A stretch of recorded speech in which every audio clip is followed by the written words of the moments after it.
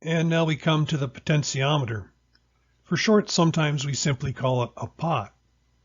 Now, it is a variable resistor, and we use it when we want to be able to adjust the resistance in a circuit.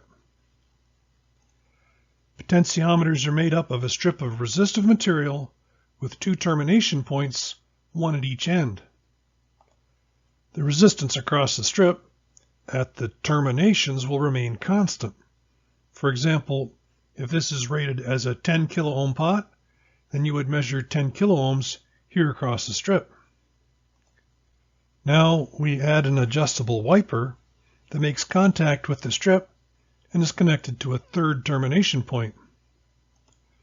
The three termination points, you might also call them pins. They are how we connect the pot to the board. When the shaft of the pot is rotated, the wiper position moves along the strip. This causes a variation of the measured resistance between the termination for the wiper and the terminations at either side of the resistive strip. So you would see a varying resistance between these two terminals and these two terminals.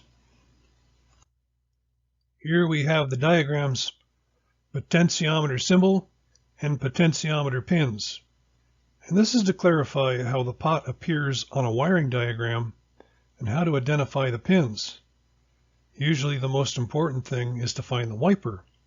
And we have a picture of a couple different pots here. On a potentiometer with 3 pins, the wiper is usually in the middle. For example, on this pot, the wiper is here. And on this one, the wiper is here.